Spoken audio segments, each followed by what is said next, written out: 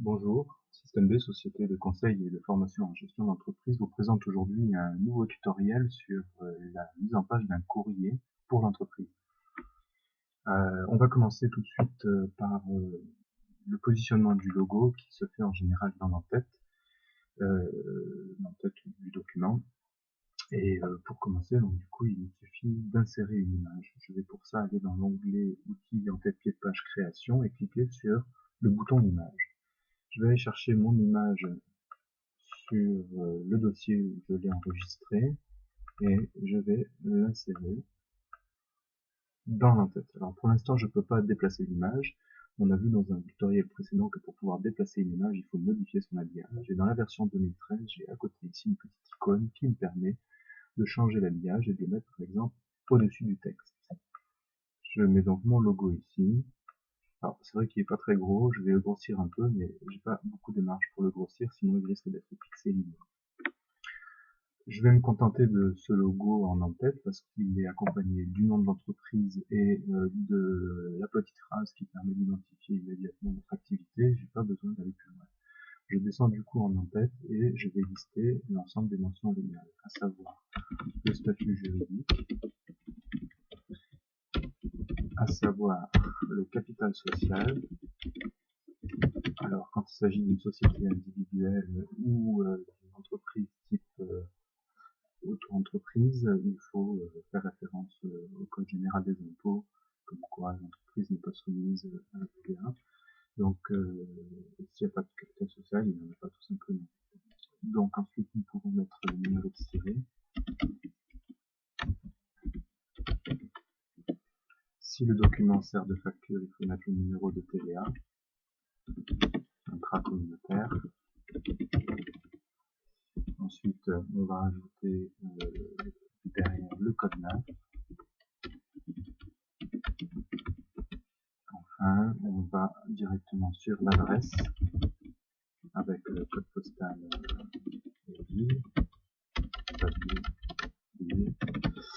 et le numéro de téléphone.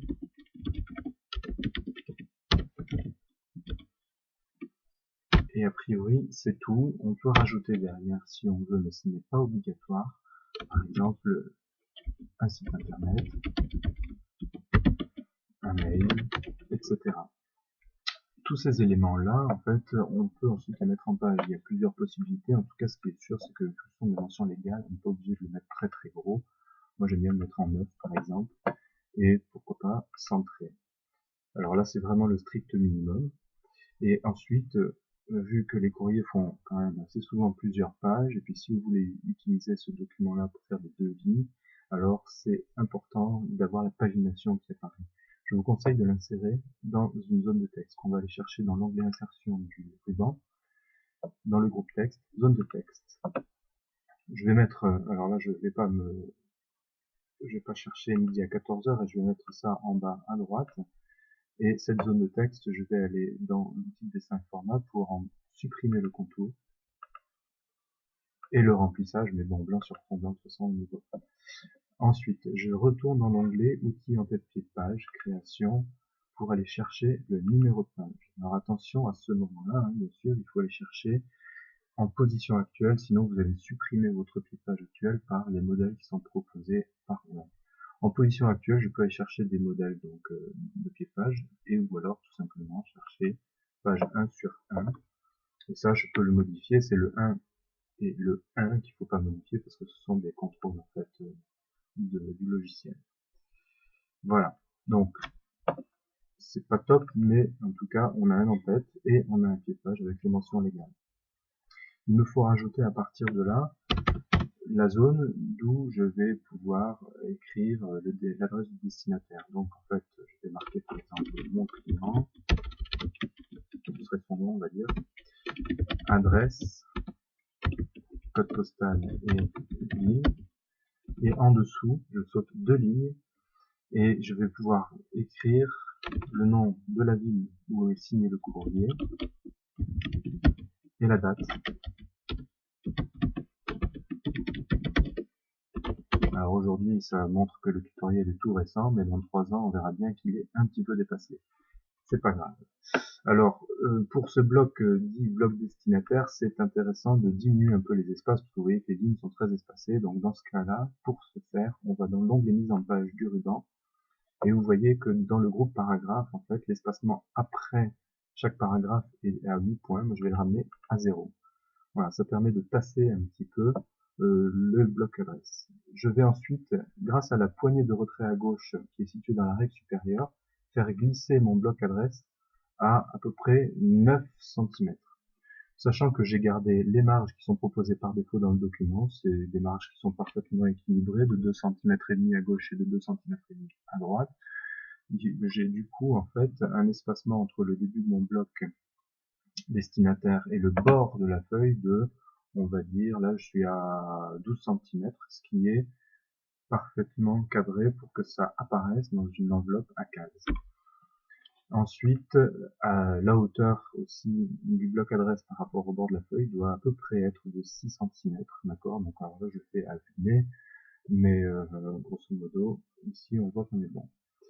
C'est aussi un petit peu l'habitude. Alors je reviens à la ligne, bien sûr il faut que je ramène les poignées sur la marge, et là je peux commencer à mettre les éléments importants du courrier. Alors les éléments importants c'est notamment, ça c'est systématique, l'objet. Alors je peux mettre 2 points, je peux décider de le souligner ou pas. Alors là moi en l'occurrence je vais le souligner. Et dessous je vais mettre, s'il y a des pièces jointes, les pièces jointes, et éventuellement des références selon la taille de l'entreprise. Alors vous remarquerez que objet, bon, c'est un mot, moi je fais comme ça, pièces jointes c'est un acronyme, donc j'ai mis PJ sans les points, et référence par contre c'est une abréviation, donc j'ai mis ref, point, le tout suivi de 2 points et souligné. Donc vous n'êtes pas forcément obligé d'avoir besoin de tous ces éléments-là, mais en tout cas, dans votre modèle, vous pouvez les mettre pour être sûr de ne pas les oublier. Ensuite, on saute de ligne, par exemple, et on commence le courrier par le titre, à savoir madame, monsieur, madame, tout ce que vous voulez. Ensuite, il va y avoir des paragraphes. Alors, le paragraphe, c'est important de définir la façon dont vous voulez qu'il soit mis en page. Donc, je vais insérer 2 paragraphes, et je vais regarder comment ils sont faits pour voir comment mon courrier doit être mis en page. Je vois tout de suite que, par exemple, mes paragraphes sont simplement alignés à gauche et moi je veux les justifier. Donc je vais tout de suite les sélectionner et aller dans l'onglet Accueil, Groupe Paragraphes pour justifier mon texte. Donc voilà, j'ai les lignes, les phrases qui sont alignées à gauche et à droite et ça me convient. Je considère que ça c'est mon courrier. Ensuite je reviens à la ligne. Je saute encore une ligne et là je vais mettre ma formule de politesse. Et pour être sûr de ne pas oublier, je vais quand même mettre virgule titre, virgule fin de formule. Comme ça, je sais que je dois reprendre le titre du début de mon courrier dans ma formule de politesse. Voilà. Pour finir, je dois avoir le nom du signataire. Alors, je peux mettre le nom, le titre, le nom et le prénom, ça c'est à vous de voir. Alors, par exemple, je peux mettre mon prénom.